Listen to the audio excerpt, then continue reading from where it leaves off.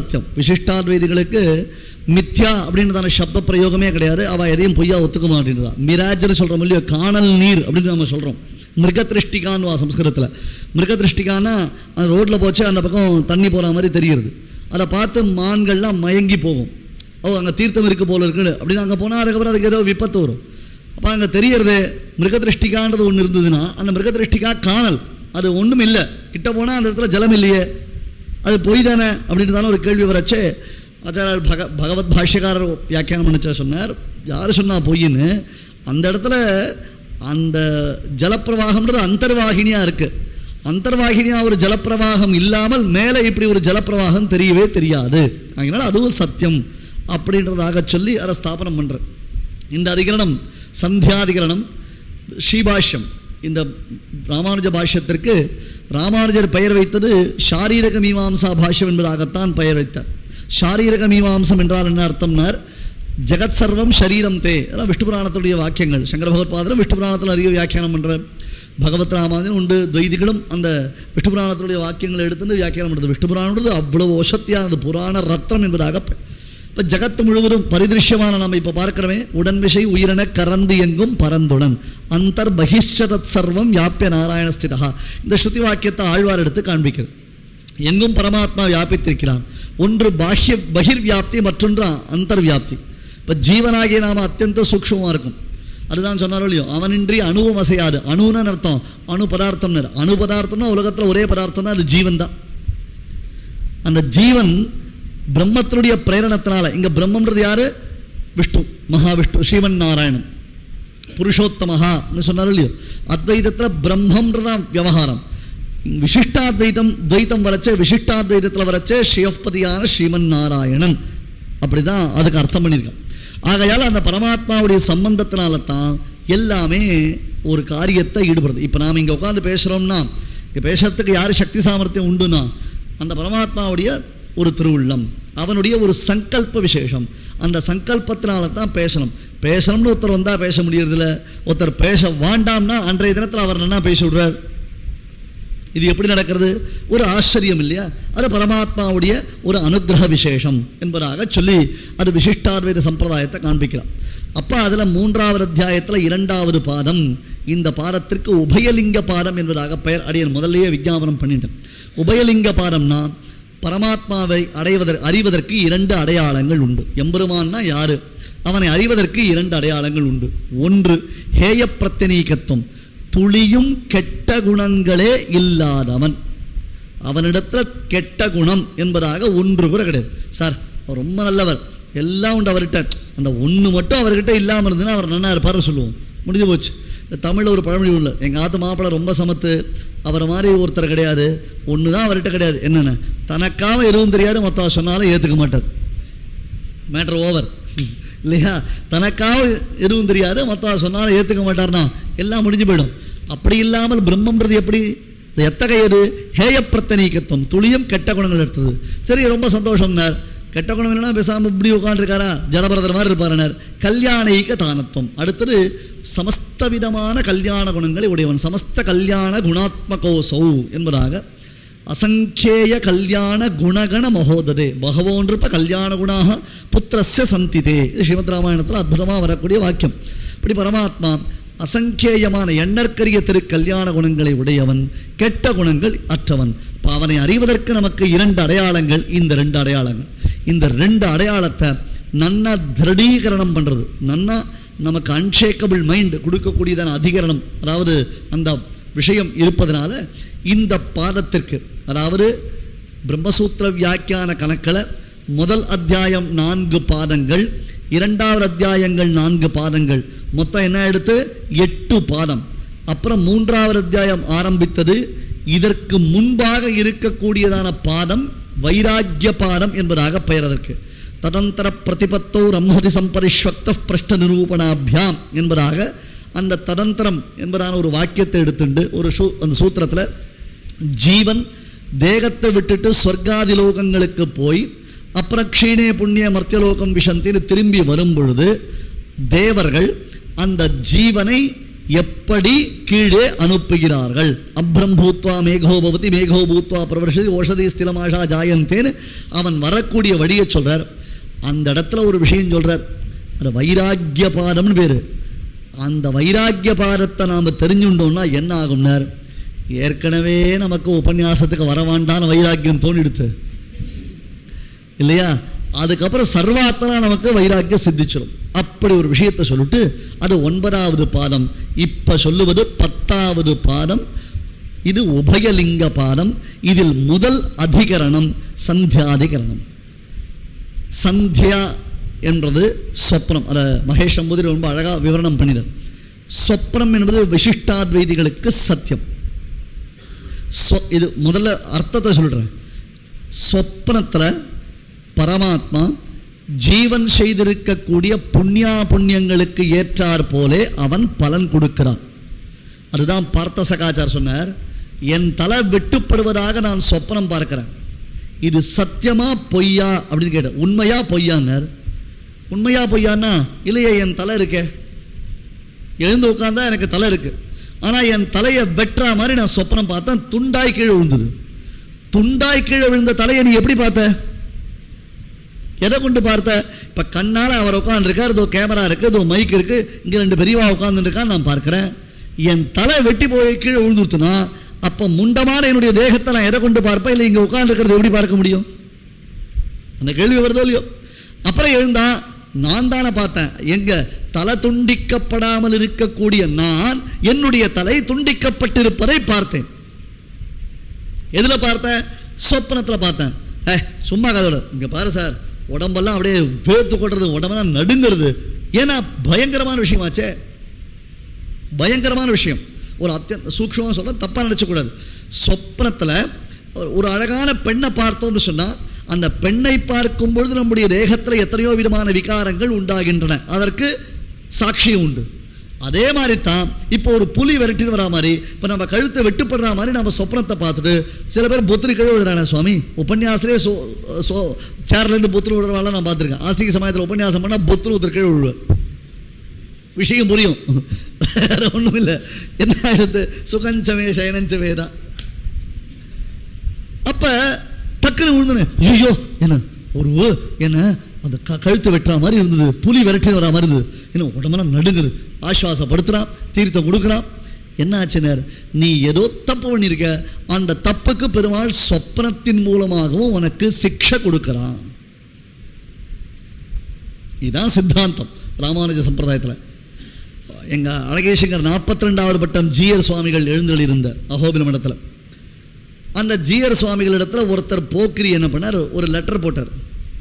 ஸ்ரீ வைஷ்ணவ சம்பிரதாயத்தில் ரொம்ப முக்கியமானது என்னது, சரணாகதி. இந்த ஆத்மாவை பகவத் சரணாரவிந்தத்தில் சமர்ப்பித்தால் தான் அவனுக்கு மோட்சம். அதான் வழி, வேறு வழி கிடையாது. இப்போ சொப்னம் சத்தியம், இது சித்தாந்தம். அவர் லெட்டர் போட்டார், நேற்று சொப்னம் எனக்கு ராத்திரி நான் தூங்கச்சே எனக்கு ஏற்பட்ட சொப்னம் என்னென்னா, ஆச்சாரியால் எனக்கு அந்த பரநியாசம் பண்ணி வைக்கிறதா நான் சொப்னம் பார்த்தேன். ஆத்ம சமர்ப்பணம் ஆச்சாரியால் பண்ணி வைக்கிறதா எனக்கு சொப்னம் ஏற்பட்டது. இப்போ எனக்கு பரநியாசம் ஆகிடுத்துன்னு அர்த்தமா, ஆகலைன்னு அர்த்தமா இல்லையா? ஏன்னா சொப்னம் சத்தியம் சித்தாந்தமா சொல்லியோ, அதனால எனக்கு ஆகிடுத்துன்னு அர்த்தமா, ஆகலைன்னு அர்த்தமா, ஆச்சாரியால் விளக்க வேண்டியதுனர். உடனே ஆச்சாரியால் அடுத்த கடுதாசி போட்டார், நேற்று ராத்திரி நான் தூங்கச்சே நீர் போயிட்டேரு எனக்கு ஒரு சொப்பனம், முதல்ல நீர் உயிரோடு இருக்கிறா போயிட்டார், அதை கன்ஃபார்ம் பண்ணுங்கிறவர். ஏன்னா ஷட்டே ஷாட்டியம் சமாச்சாரம். அவன் போக்கிரி எப்படி பதில் சொல்றது?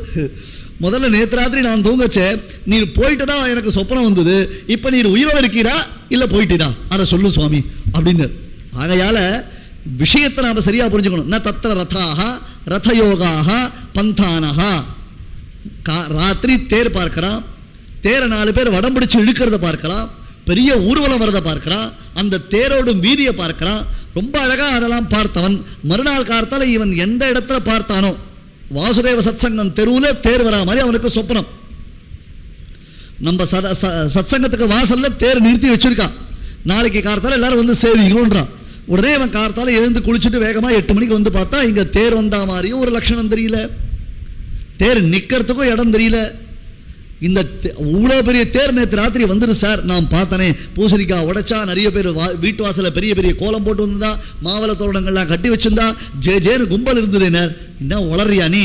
அப்போ என்ன கேட்குறோம்? ஏதாவது கனா கண்டையான்னு கேட்குறோம். இவன் சொப்னத்தில் ரதாக ரதயோகாக பந்தானஹா சிருஜதி. முதல்ல ரதத்தை சிருஷ்டி பார்த்துருக்கான், ரத்த யோகத்தை பார்த்துருக்கான், அந்த ரத்தத்துடைய கட்டுமானத்தை பார்த்துருக்கான், அதில் கட்டிருக்கிற குஞ்சரங்கள், மாலைகள், வஸ்திரங்கள் எல்லாத்தையும் பார்த்துருக்கான். அதில் 2 பேர் இருந்து சாமரம் போடுறா, இவனுக்கு வேண்டியவா கை காமிச்சிருக்கான். அந்த தேரில் இருந்து சாமரம் போடுறா, இவனுக்கு வேண்டியவா அங்கேருந்து புஷ்பம் கொடுத்தா வாங்கிட்டு இருக்கான். நான் உடனே மறுநாள் காரத்தால் போய் அந்த பெருமாளை சேவிக்கணும், இன்னும் வாசலில் வந்து நின்றா, இங்கே சுவடே இல்லை, அப்படி ஒரு சந்தர்ப்பமே இல்லையே. அதுவும் இந்த தெருவுக்குள்ளே சைக்கிள் வரதே பெரிய விஷயம், எப்படா தேர் வரும்னு கேட்பான். இந்த தெருவில் ஒருத்தர் சைக்கிளில் வரதே பெரிய சாகசம். நான் பார்த்தனே, அப்போ நான் பார்த்தது பொய்யான்னு. நீ பார்த்தது பொய்யோ உண்மையோ தெரியாது, ஆனால் இங்கே ரத்தம் வரதுக்கு பாசிபிலிட்டிஸ் இருக்கா? சரி, இப்போ இது இருக்கா இல்லையா பார். இல்லையே, இங்கே இல்லையே. அதனால் நீ பார்த்தது எல்லாம் பொய்யோ என்பதான ஒரு கேள்வி. அந்த கேள்விக்குத்தான் இல்லை, இதுவும் ஈஸ்வர கர்த்திருக்கம், இதுவும் பரமாத்மா உனக்கு செய்யக்கூடிய அனுகிரகம் என்பதாக 6 சூத்திரங்களினாலே இந்த அதிகரணத்தினுடைய விஷயத்தை சாதிக்கிறார்.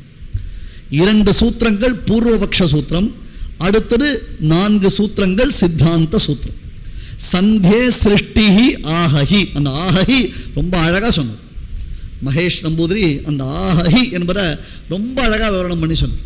சூத்திரத்தினுடையதான ஒவ்வொரு அக்ஷரத்தையும் விவரணம் பண்ணும். ஆனால் அத்திர து சப்தா ஏவகாரே படிதா அஸ்தி து அப்படின்னு ஒரு சூத்திரம் வந்ததுன்னா உடனே பாஷ்யக்காரர் எழுதுவார், அத்திர து சப்தா ஏவகாரே படிதா. இங்கே து என்பதற்கு ஏவ என்பது பொருள், அஸ்தியேவ அப்படி அர்த்தம் சொல்லணும். வெறும் ஜம்ப் பண்ணிட்டு போயிடக்கூடாது. உபன்யாசனா ஒரு ஸ்லோகம் சொல்கிறோம், டக்குனு ஸ்லோகத்தில் அர்த்தம் சொல்லிட்டு போயிடலாம். ஆனால் பிரம்ம வித்தியை இல்லையா, அதெல்லாம் ஒவ்வொரு அக்ஷரம் ஏகைக்க அக்ஷரம் புரோக்தம்னு அதை ஜாகிரதையாக வாசிக்கணும். அப்போ சந்தே சிருஷ்டிராகி நிர்மாதாரம் ச ஏகம் புத்திராதயச்ச, இந்த 2 சூத்திரங்கள், முதல் 2 சூத்திரம், இது 2 பூர்வபக்ஷம். அதாவது ஜீவன்தான் சொப்னத்தில் இவற்றையெல்லாம் உண்டாக்குகிறான். இதற்கு அனுகுணமாக பிரஜாபதி வாக்கியம், அது கடவல்லி முதலானவைகளில் இதற்கு அனுகுணமான ஜீவன்தான் சிருஷ்டிகர்த்தா என்பதற்கான வாக்கியங்கள் இருக்கின்றன. நான் முடிக்க போகிறேன், அதனால் நான் திருப்பி சொல்லலை. ஏன்னா அந்த விஷய வாக்கியங்கள் என்னன்றதை 2 சுவாமிகளும் எடுத்து காமிச்சிட்டான். இந்த அதிகரணத்தில் 3 பேருக்கும் விஷய வாக்கியம் ஒன்று தான். அது துவைத்தியாக இருந்தாலும் சரி, அத்வைத்தியாக இருந்தாலும் சரி, விசிஷ்டாத்வைத்தியாக இருந்தாலும் சரி, விஷய வாக்கியம் ஒன்று. விஷய வாக்கியம்னா என்ன? எதை கொண்டு, எந்த உபனிஷத்தில் வரக்கூடிய எந்த வாக்கியத்தை கொண்டு நமக்கு சந்தேகம் என்பதுதான் விஷய வாக்கியம். இந்த இடத்துல வரக்கூடிய சந்தேகம் என்ன? ஜீவன் சிருஷ்டிப்பதாக ஒரு உபனிஷத்தில் சொல்லப்படுகிறது, ஆனால் ஜீவனுக்கு சிருஷ்டிக்கும் தகுதி இல்லை என்பதை மற்றொரு உபனிஷத் காண்பிக்கிறது. 2ம் பிரமாணம். உபனிஷத்தில் நம்ம ஒரு உபனிஷத் தான் எடுத்துக்கணும், இன்னொரு உபனிஷத்துக்கு தலையிட முடியுமா? தலையிட முடியாது. 2ம் பிரமாணம். அப்ப இந்த உபனிஷத்துக்கும் அதற்கும் பொருத்தமாக சித்தாந்தத்தை சொல்ல வேண்டும். இதுதான் விஷயம். இது இங்கே இல்லை, எந்த அதிகரணங்களை நீங்க எடுத்துட்டாலும் நீ ஒரு கேள்வி, அவர் கேள்வி கேட்பதும் வேதாந்தத்தில் ஒரு வாக்கியத்தில் இருந்து, பதில் சொல்றதும் வேதாந்தத்தில் ஒரு வாக்கியத்தில் இருந்து. இந்த 2 விஷயத்தை, ஏன்னா வியாசர் எப்படி இந்த பிரம்மசூத்திரம் எழுதினார்? எல்லா சிஷ்யாலும் இதில் உட்காந்துருக்கா. அப்போ ஒரு கேள்வி வரும். அந்த கேள்வி, இப்போ ஒருத்தர் இந்த உபனிஷத் வாக்கியத்தை சொல்லி எது சுவாமின்னு கேட்பார். இவர் ஒரு உபனிஷத் வாக்கியத்தை கேள்வார். பாதரி ஒன்று கேள்வி கேட்பார், ஜெய்மினி ஒன்று கேள்வி கேட்பார், காசகஸ்தர் ஒன்று கேள்வி கேட்பார். இப்படி ஆளாளுக்கு ஒருத்தர் கேள்வி கேட்பார். உடனே அவர் என்ன சொல்வார்? இவருடைய மதம் இதுதான் சித்தாந்தம், அதுதான் சித்தாந்தம்னு சூத்திரங்களினாலே வியாசர் அதுக்கு அர்த்தம் சொல்றார். அப்ப சந்தே சிருஷ்டிராகி நிர்மாதாரம் ச ஏகம் புத்திராதயச்ச, இது 2ம் பூர்வபக்ஷ சூத்திரம். மாயா மாத்திரம் து கார்ஷ்டேன அனபிவ்யக்த ஸ்வரூபத்வாத், அற்புதமா பார்த்த சகாச்சாரத்தை விவரணம் பண்ணினேன். ஏன்னா கிட்டத்தட்ட எங்க 2 பேருக்கும் சாமீபியம் உண்டு இந்த விஷயத்துல. அங்க அத்வைதத்தில் வரச்சே மாயா அப்படின்னு வரச்சே அவன் என்ன பண்ணிட்டா, மாயா சப்தமானது ஆச்சரியம்னு சொல்றதுக்கு பிரமாணம் இல்லைன்னு அந்த சுவாமியினுடையதான பட்சம். அது சங்கர பகவத்பாதர் வியாக்கியானம் இருக்கு. நாங்கள் என்ன பண்ணுவோம்? மாயா அப்படின்னாலேயே எங்களுக்கு ஆச்சரியம் தான். இப்போ பெருமாள் மாயனை அப்படின்னா ஆண்டாள் பாசுரம் பண்ணா, மாயனைனா பொய்யனைன்னு அர்த்தம் பண்ணலங்க. அதிமானுஷீல விருத்தவேஷைஹி அதிவிருத்தாமர விக்ரம பிரதாபைஹி என்பதாக கூறத்தாழ்வான் சொல்வார். பெருமாள் கோவர்தனோத்தரணம் பண்ணினார். 7 நாள் குன்று குடையா எடுத்தான். நம்மால் ஒரு கல்லை தூக்க முடியறதோ? 7 நாள் பெருமாளை கையில் வச்சுருந்தான். எப்படி இருந்தது? அந்த அந்த திருவிரல்கள் ஒன்றும் கூடிற்றில என்பதாக ஆழ்வார் சொல்லுவார். அனாயாசமாக இருப்பான், ஒரு பிரச்சனை இல்லாமல் பெருமாளை கையில் தூக்கி வச்சுட்டான். இந்த துஷ்யந்தர் ஒரு வார்த்தை சொல்றார், ராஜ்யம் ஸ்வஹஸ்ததண்ட திருத்தம் இவாத பத்திரம்னா. இந்த ராஜ்யம்ன்றது இருக்கு, சௌக்கியமாகவும் இருக்கு, கஷ்டமாகவும் இருக்கு. எதை போல? நமக்கு நாமே வெயிலுக்கு பிடிச்சிக்கிற கொடை மாதிரி. கொடை பிடிச்சோம்னா வெயிலுக்கு சுகமா இருக்கு, ஏன் பிடிச்சா கை வலிக்கிறது? வெயிலுக்கு சௌக்கியமா இருக்கு சுவாமி, ஆனா கை வலிக்கிறது. ஹஸ்ததண்ட திருத்தம் விவாத பத்திரம். எப்படி வெயிலுக்கும் மழைக்கும் கொடை கையில் பிடிச்சிக்கிறோமோ, இதுக்கு எங்கேயாவது ஸ்டாண்டு கொடுத்தா பரவாயில்ல சார், எத்தனை நேரம் எப்படியே பிடிச்சிக்கிறது யோசிக்கிறோமோ இல்லையோ? அந்த மாதிரி ஒரு சின்ன கொடையை பிடிச்சிக்கிறது கஷ்டமா இருக்கு, ஒரு புஸ்தகத்தை இப்படி வச்சுன்னு வாசிக்கிறதுக்கு கஷ்டமா இருக்கு, கை வலிக்கிறது. பெருமாள் 7 நாள் கோவர்த்தனோத்தரணம் பண்ணினாரு, அது பொய்யா? ஒரு விஷயம் யோசிச்சு பாருங்க, வெள்ளமான வெள்ளம், மழையான மழை. இந்த கோவர்த்தனத்துக்கும் அது பேர் என்ன ஊருது, மதுராவுக்கும் எவ்வளோ கிலோமீட்டர் சார் டிஃபரன்ஸு? போயிருக்கீங்களா? டிஸ்டன்ஸ் என்ன? கோவர்த்தனத்துக்கும் மதுராவுக்கு எவ்வளோ தூரம்? 8 கிலோமீட்டரா? 10 கிலோமீட்டர். இவ்வளோ வெள்ளம் பெஞ்சிட, மழை பெஞ்சிட, கம்சன் தன் வீட்டு பால்கனியில் ஏறி நின்று பார்த்தா கூட தெரியும் அங்கே என்ன நடக்கிறதுன்னு. அத்தனை தண்ணி எங்கே போச்சு சுவாமி? எல்லாம் தெர்மோகால் போட்டு மூடிட்டாள், அதெல்லாம் அத்தனை தண்ணி எங்க போச்சு? அதுதான் ஆச்சரியம். பார்த்தையா, பெருமாள் அப்படி ஒரு சாகசமான காரியம் பண்ணினானே. அதிமானுஷம், மானுஷம் அதிக்கிரமிய வர்த்தமானத்வாதஸ்ய அதிமானுஷத்துவம் உச்சதே. ஒரு மனிதன் செய்ய முடியாத செயற்கரிய காரியத்தை பெருமாள் செய்கிறான். அதை பொய்னு சொல்ல முடியுமோ? பொய்னு சொல்ல முடியாது. ஜனகஸ்ய குலே ஜாதா தேவமாயேவ நிர்மிதா. இது ஸ்ரீபாஷ்யக்காரர் எடுக்கக்கூடிய வாக்கியம். ஜனகஸ்ய குலே ஜாதா தேவமாயேவ நிர்மிதா. ஜனகருடைய குலத்தில் பிறந்தாள் சீதா. எப்படி பிறந்தா? பூமியை தோண்டினார். சீதா லாங்கல பத்ததி. அந்த கலப்பை, ஏர் கலப்பை போற வழிக்கு சீதான்னு பேர். சீதான்னா என்ன அர்த்தம்? இந்த லாங்கல பத்ததின்னு அர்த்தம். ஏர் கலப்பை இருக்கோ இல்லையோ, அதை போடுறாள் அந்த வழி. அதை தோண்டினா அதுலேருந்து ஒரு பொட்டியில் ஒரு குழந்தை வந்தது சுவாமி. நாமெல்லாம் குழந்தை பெற்றா எப்படி இருக்கு? இது இம்மெச்சூர் பெற்றெடுக்கிறதுல மொத்தம் ப்ரீமெச்சூர்டாக இருக்கு. பிறந்த பிறகு குழந்தைய பொட்டியில் போட்டு வைக்கணும். அதை காப்பாற்ற முடியுமா, காப்பாற்ற முடியலே தெரியல. அதுக்கு ஆக்சிஜன் போடலன்றா, வென்டிலேஷன்றா, எத்தனையோ காம்ப்ளிகேஷன்ஸ் வருது. ஒரு குழந்தை பூமியை உழுதா, யாகசாலையை உழுதா, அதுலேருந்து பொட்டியில் ஒரு குழந்தை வந்துடு. அது தாமரையில் வந்தது, ஒரு புராணாந்தரத்தில் இருக்குது. அது இருக்கட்டும். எப்படி? தேவமாயே நிர்மித்தா. அதனால தான் ஒரு சூக்ஷ்மம் கவனிச்சு பாருங்க. நம்ம ராமநவமி கொண்டாடுறோம், கிருஷ்ண ஜெயந்தி கொண்டாடுறோம், ருசும ஜெயந்தி, வராக ஜெயந்தி, வாமன ஜெயந்தி எல்லாம் கொண்டாடுறோம். எங்கேயாவது சீதா ஜெயந்தி, ருக்மிணி ஜெயந்தி உண்டோ? ஏன் கேள்வி சரிதானே? சீதா ஜெயந்தி, ருக்மிணி ஜெயந்தி உண்டா? ஏன் சுவாமி? கிடையாது. ஏன் கிடையாது தெரியுமா? அயோனிஜை. ஜனகருடைய ஒய்ஃப் பேர் என்ன தெரியாது. பீஷ்மகருடைய ஒய்ஃப் பேர் என்ன தெரியாது. காரணம் என்ன? பிராட்டி அவதாரம் பண்ணதுல அயோனிஜை. அது வேடிக்கையா ஸ்ரீ வைஷ்ணவ சம்பிரதாயம் சொல்லுவா. எம்பெருமானுக்கு கூட கர்ப்ப சம்பந்தம் உண்டு, எங்க பிராட்டிக்கு கிடையாதுன்னுவா இல்லையா? ஆத்மானம் மனுஷம் பண்ணியே ராமம் பிதரம் ரோச்சயாமாச ததா தசரதம் இருப்பம்னு அவன் அதுக்காக காத்துந்தான், இப்படிலாம் சொல்றான். ஆகையால இது ஆச்சரியம். இந்த இடத்துல வரச்ச மாயா என்பதுக்கு என்ன அர்த்தம்னா, எம்பெருமானுடைய விசித்திரமான சக்தி சாமர்த்தியம் அப்படின்னு சொல்றோம்.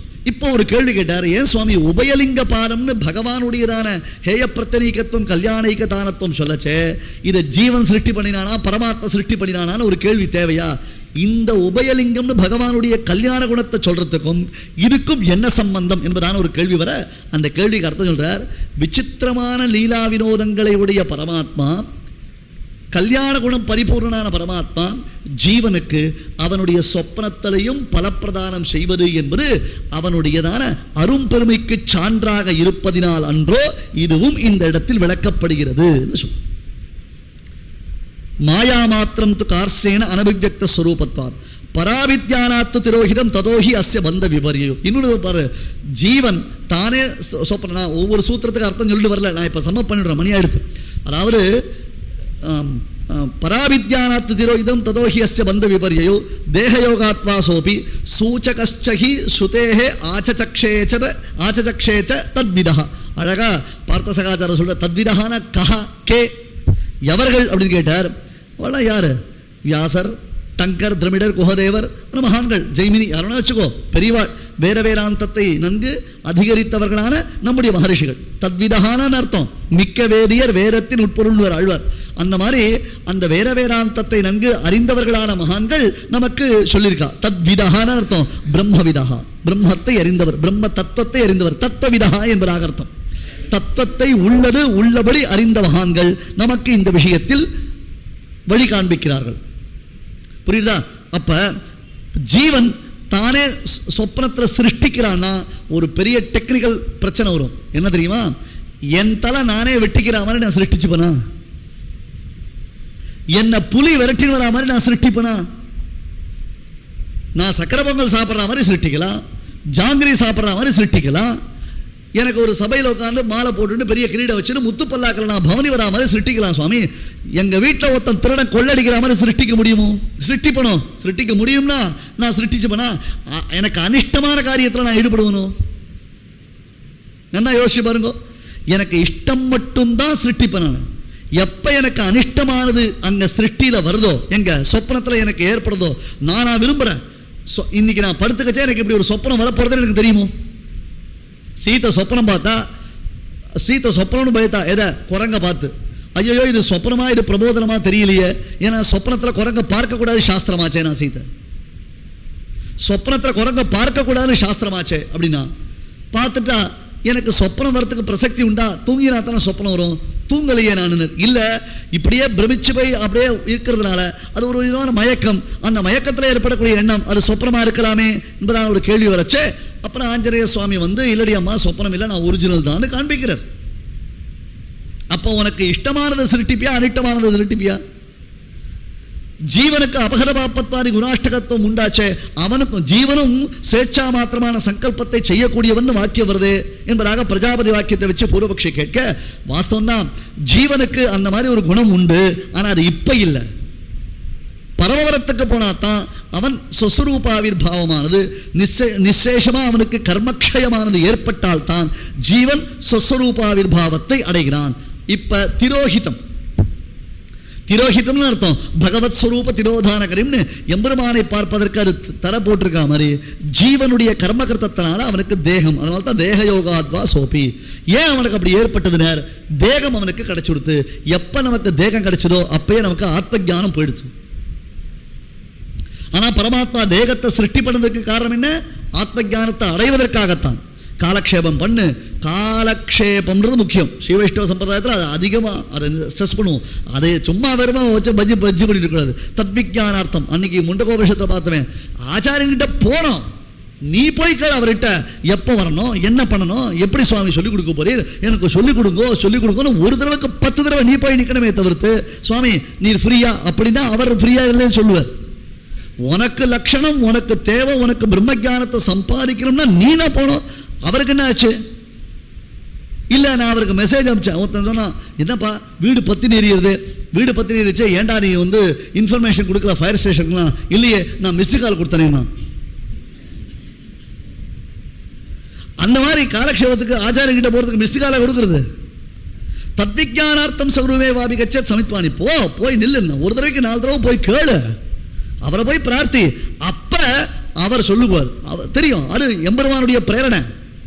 ஜடபரதர் ரகுகணனுக்கு வாய் திறக்கணும்னு எம்பெருமானுடைய பிரேரணை. சுவாமி அதுவரெல்லாம் வாய் திறக்காத ஜடபரதர் ரகுகணனை பார்த்த உடனே என் வாய் திறந்தார்.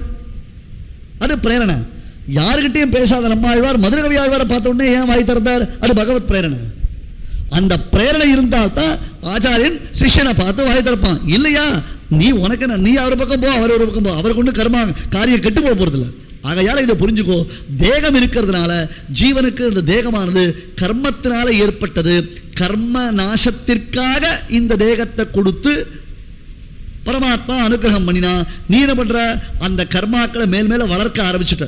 நேற்று அவர் சொன்னார், யாரு கண்ணாச்சார நேற்று உபன்யாசத்தில் சொன்னார். என்ன சொன்னார்? ஒரு நாள் நாம பண்ணக்கூடியதான கர்மா இன்னும் 100 ஜென்மாவுக்கு நமக்கு கர்மாவா போய் சேர்றது. கார்த்தால தூங்கி எழுதுலேருந்து. ஆகையால தேக யோகாத்வா சோப்பின்னு வரச்சே இந்த தேகத்தினால உனக்கு திரோதானமானது ஏற்பட்டுடுது. முடியல. அப்புறம் இதெல்லாம் நிவர்த்தி பண்ணி ஜீவன் அவன் சொப்ன தசையில எதை பார்க்கிறானோ அது அவனுக்கு ஒரு அனுபவமாக அவன் செய்திருக்கக்கூடியதான கர்மாக்களுக்கு ஏற்றார் போல பரமாத்மா பலப்பிரதானம் செய்கிறான்.